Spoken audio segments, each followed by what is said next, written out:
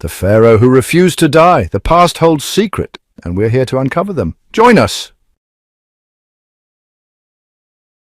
For over 3,000 years, the pharaohs of ancient Egypt chased one ultimate dream: immortality. To achieve this, they each followed different paths, using their own unique ways. But one of them, perhaps the greatest of all, went further than anyone else. His name? Ramses I. In this episode, we'll take you on a thrilling journey to explore his tomb and temple, uncovering the secrets behind his relentless pursuit of eternal life. Egyptian civilization took nearly 3,000 years to rise, reach its peak, and eventually fade.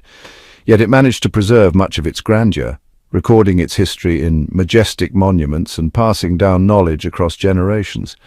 Some figures from this era were seen as more than human. Many were considered living gods. The pharaohs ruled with divine authority, but only a few left truly unforgettable legacies. Among them, one stood out for his godlike achievements: Ramses I. His tomb, located at the entrance of the Valley of the Kings, was the first of its kind in the area. Covering around 686 square meters, it remains the largest tomb in the valley. Ramses ruled Egypt for an impressive 66 years and died in 1213 BCE at the age of 90. Like other great rulers of his time, he ordered the construction of a grand tomb to reflect his greatness. Tomb KV7 is known for its complex structure, including a burial chamber supported by 8 pillars, though many have been damaged over the centuries. It was intended to remain a secret resting place, never to be disturbed. But Ramses I was always determined to leave his mark. Everything he did, whether in politics, religion, society, or the economy, was aimed at securing his legacy. One of the greatest symbols of this quest for immortality is the Temple of Abu Simbel. Ramses I had it built not only to showcase his power, but also to intimidate anyone beyond Egypt's borders. The temple is nothing short of spectacular. Its massive facade is 33 meters high and 38 meters wide, featuring 4 colossal statues of Ramses I himself, each standing over 20 meters tall. Over the centuries, the temple was buried under desert sands and forgotten until 1813, when Swiss explorer Jean-Louis Burckhardt rediscovered it. Still, it wasn't until 1817 that Italian explorer Giovanni Belzoni managed to open its entrance. Today, visitors can walk through its grand halls and corridors, richly decorated with epic battle scenes showing Ramses I defeating his enemies and expanding his empire. At the very back lies the holiest area, the sanctuary, where 4 statues stand side by side: the pharaoh and the gods Ra, Horakti, Amun, and Ptah. To further reinforce his divine status, Ramses I had his own image carved next to these gods, presenting himself as a god on earth. In 1960, a major challenge arose. The construction of the Aswan Dam threatened to flood Abu Simbel. To save it, engineers carried out one of the most incredible rescue missions in history. Between 1964 and 1968, the temple was carefully cut into 1,500 pieces, moved and reassembled 65 meters higher than its original spot, preserving its exact orientation. Before the move, an amazing event happened twice a year, on February 22nd and October 22nd, when sunlight would shine directly onto the sanctuary's statues. After relocation, the light now hits them a day earlier. Next to the main temple, Ramses I also built a smaller one dedicated to the goddess Hathor and his beloved wife Nefertari. This was a groundbreaking move. It was the first time in Egyptian history that a queen was honored with a temple of such importance. The love between Ramses and Nefertari was clear. He had statues of her made equal in size to his own, showing just how much she meant to him. In the Valley of the Queens, Ramses I built a stunning tomb for Nefertari that many consider the most beautiful in all of Thebes. Discovered in 1904 by archaeologist Ernesto Schiaparelli, the tomb still preserves vivid colors and murals depicting the queen's journey to the afterlife. These detailed paintings show her passing through the underworld, protected by goddesses like Isis and Nephthys, before transforming and joining Osiris. But Ramses II didn't stop with just funerary temples. He left his mark on Thebes too, especially in the massive temple complexes of Karnak and Luxor. At Karnak, the Great Hypostyle Hall features 134 enormous columns, each over 10 meters wide and more than 24 meters tall. He also commissioned the Great Sacred Lake, an essential part of religious rituals, symbolizing the primeval ocean of creation. In Luxor, Ramses' legacy is even more evident. The entrance to the temple was once flanked by 6 massive statues of him, 4 seated and 2 standing, though today only fragments remain. The temple's facade is carved with scenes from the Battle of Kadesh, one of the most epic battles of the ancient world, where Ramses I fought the Hittites. More recently, an unexpected discovery was made inside the Abu al-Hajj Mosque, built over part of the Luxor Temple. In 2007, a fire revealed intact carvings of Ramses II that had been hidden for centuries beneath layers of plaster. Ramses II's desire to be remembered forever is reflected in every monument he left behind. Among his greatest achievements was the Ramesseum, his mortuary temple. Though it was originally designed for rituals in his honor after death, it also served as a center for worshipping his image. Ironically, Ramses I's temple met the same fate as many others. Later rulers dismantled parts of it to reuse the materials. Even so, the ruins still impress visitors today, reminding them of a king who dared to defy time itself. Standing before the colossal statue of Ramses I, originally over 1,000 tons and transported from Aswan down the Nile, it's easy to imagine how obsessed ancient Egyptians were with immortality. Every carved stone, every engraved scene was part of Ramses II's effort to preserve his legacy, not just as a king, but as a timeless legend. Ramses I, also known as Ramses the Great, was one of the most powerful and influential pharaohs of ancient Egypt. His 67-year reign left a lasting mark on history. One of his most impressive contributions was the construction of the court of Ramses I, a vast area filled with significant statues, including one of him depicted as Osiris. Sadly, many of these statues, including a majestic seated figure that originally stood 17 meters tall, have been damaged over time. Still, the ruins clearly show Ramses II's intense drive to immortalize himself, creating awe-inspiring monuments that celebrated his greatness.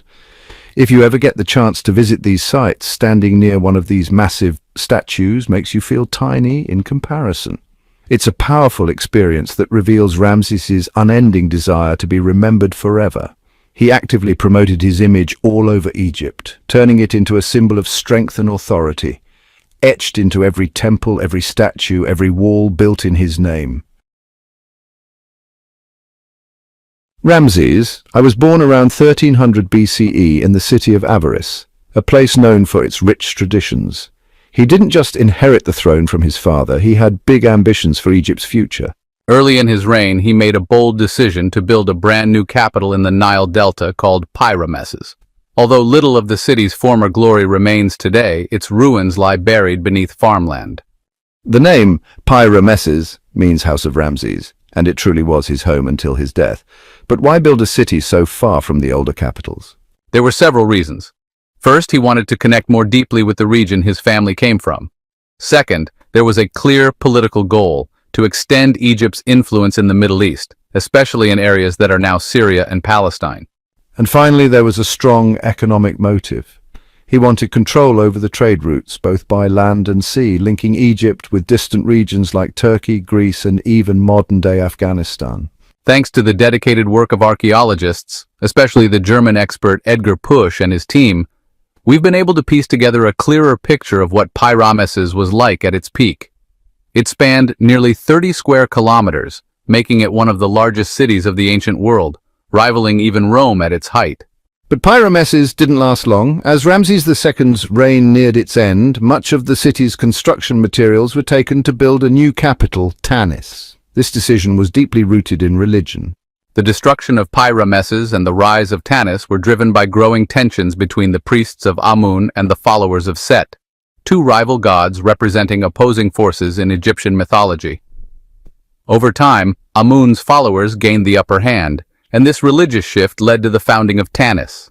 But Ramses's legacy went far beyond just physical monuments. It inspired deep admiration and left a lasting impression on Egyptian culture.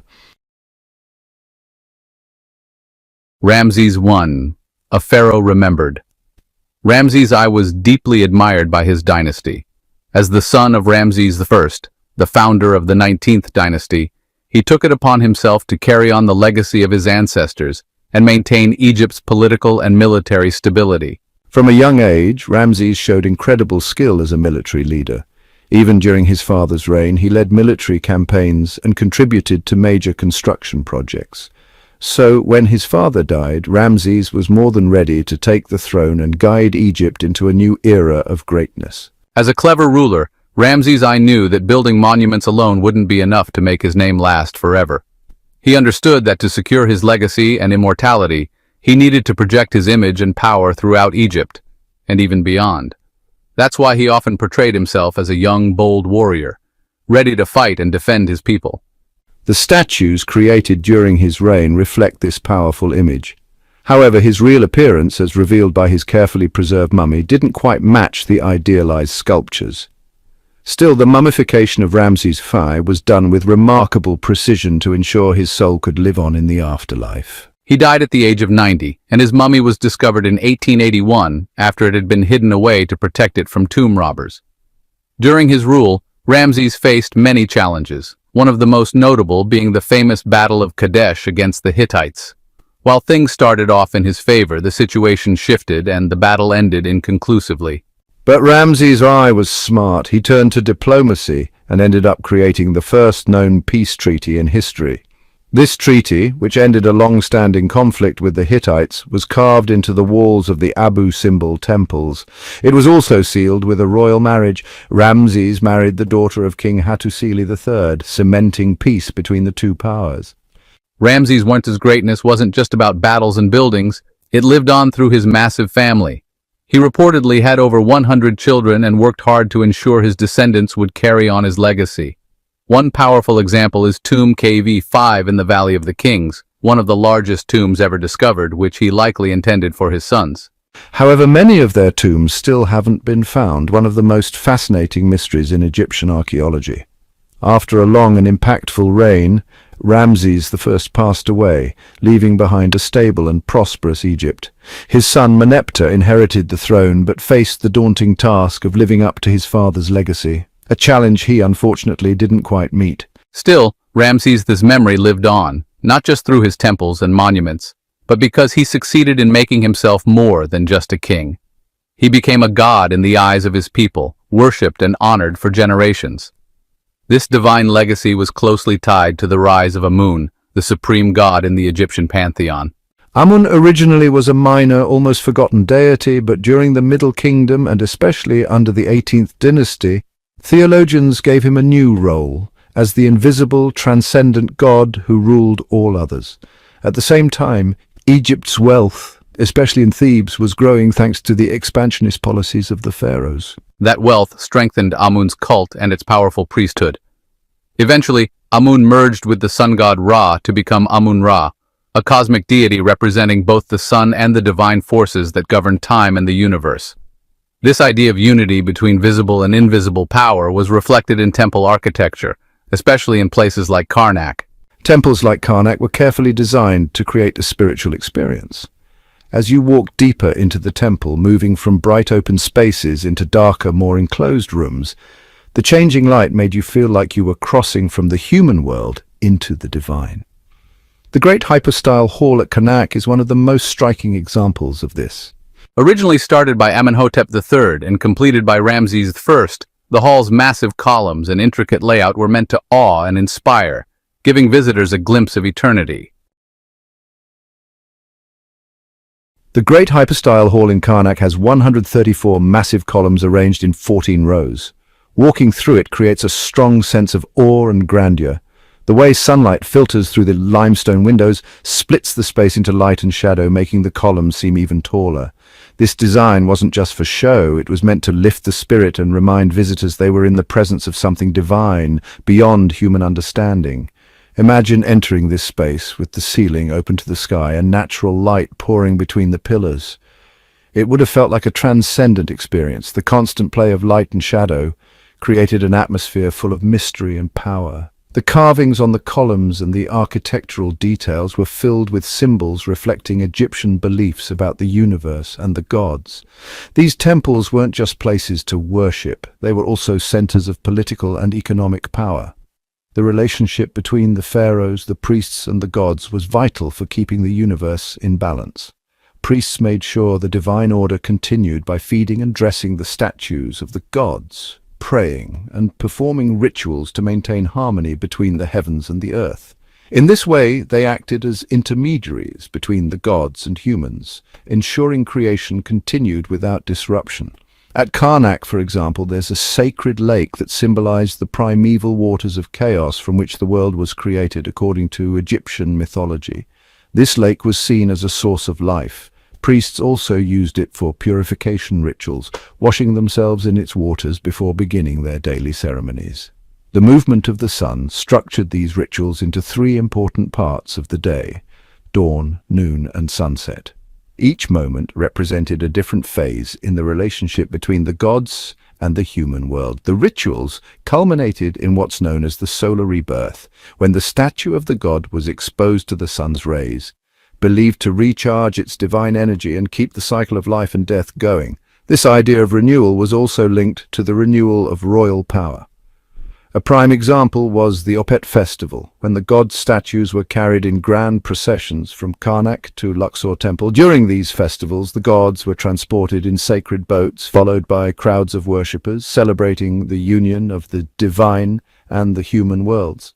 Luxor Temple, specifically the temple of Amun's consort, Mut, was where this divine marriage was symbolically reenacted every year.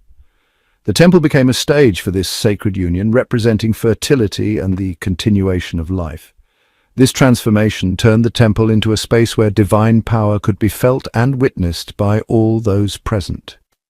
Like many other Egyptian temples, Luxor wasn't just a building, it was a miniature version of the cosmos. It symbolized the harmony between gods and people.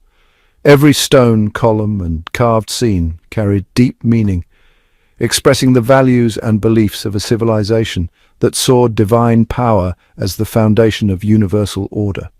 Luxor Temple holds secrets that stretch back thousands of years. It was built as a sacred place for worship and celebration and became the stage for many of the key rituals of Egyptian culture.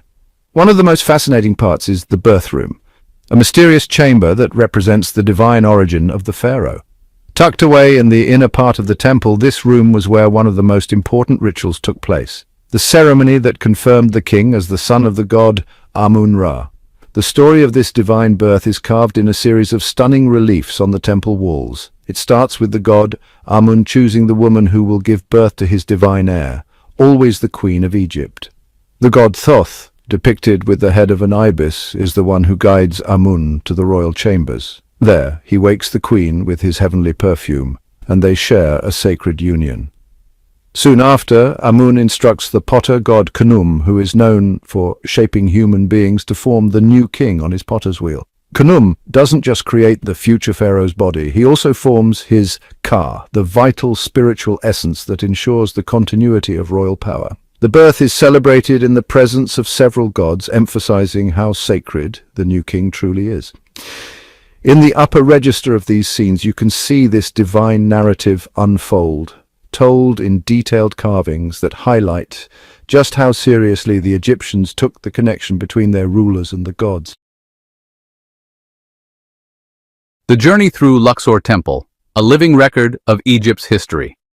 Inside the king's purification chamber, all the gods gathered to receive him. The heart of the Luxor Temple, originally dedicated to the god Amun by Pharaoh Amenhotep III, went through several changes over the centuries. One of the most significant was made by Alexander the Great, who built a shrine for the sacred bark and altered the layout to connect this space to the statue room of the god. Even after the Greek conquest, the temple remained important during the Pharaonic era and continued to hold significance into the Greco-Roman period. When Alexander took over Egypt, he declared himself pharaoh and embraced Egyptian religion, portraying himself on the temple walls in the traditional poses of worship. Luxor Temple is a rare witness to thousands of years of layered history, showing the influence of many different civilizations. During the Roman era, the temple was turned into a center for imperial worship. Rooms were sealed off, murals were painted over the walls, and the space became part of a Roman military camp. When Christianity arrived in Egypt, churches were built inside and around the temple. Then, in the 11th century, a mosque was built right on top of one of the old churches, marking yet another chapter in this long story. Back in ancient times, every Egyptian city was believed to be under the protection of Taweret, the Eye of Ra, and each city's name carried deep meaning. But today, more than 3,000 years later, the ancient city of Thebes no longer exists as it once did. On the east bank of the Nile, where the city of the living once stood, the temples of Karnak and Luxor still remain. Over time, later civilizations reinterpreted and repurposed these sacred spaces, or abandoned them altogether. Only in the last century have major restoration efforts begun to bring them back to their former glory. On the west bank of the Nile lies the city of the dead, home to the tomb of Thebes. This area feels wrapped in mystery. While the temples were public spaces, the tombs were private and off-limits. Ironically, today these once secret places are visited by crowds of tourists every year, once again shifting their meaning, but without losing their magic or aura of mystery. Even though ancient Egypt has vanished as a civilization, its impact still resonates. One of the most mysterious pharaohs in Egyptian history is Akhenaten, sometimes referred to as the heretic pharaoh. He challenged the powerful priesthood and introduced a monotheistic religion centered on the sun disk god Aten. This religious revolution brought sweeping changes, including moving the capital to a new city called Akhenaten. Along with his queen Nefertiti, Akhenaten tried to reshape Egyptian spirituality and break from traditions that had defined the country for centuries. But after his death, Akhenaten was erased from official history. His name was scratched off monuments, his images were destroyed, and his city was dismantled piece by piece. His body disappeared, and his final resting place remains a mystery. In 1907, archaeologists uncovered Tomb Cave E5 in the Valley of the Kings. Inside, they found artifacts possibly linked to Akhenaten and his family, including gilded panels and canopic jars. The most intriguing discovery was a gold and semi-precious stone-covered sarcophagus, but the name had been deliberately erased. Part of the funeral mask was also missing, deepening the mystery of who was buried there. For years, experts have debated whether the remains belong to Akhenaten, another royal figure, or someone entirely unknown. The uncertainty reflects the complexity of Akhenaten's legacy. He wasn't just a king, he was a visionary who challenged the very foundations of his empire. His devotion to one god and his attempt to spark a spiritual revolution still fascinate scholars today. Akhenaten's story remains one of the most compelling chapters in ancient Egyptian history. He was a dreamer who dared to defy tradition and create something entirely new. He left behind Thebes, the traditional capital, and founded a revolutionary new city devoted to the worship of Aten, the sun disk.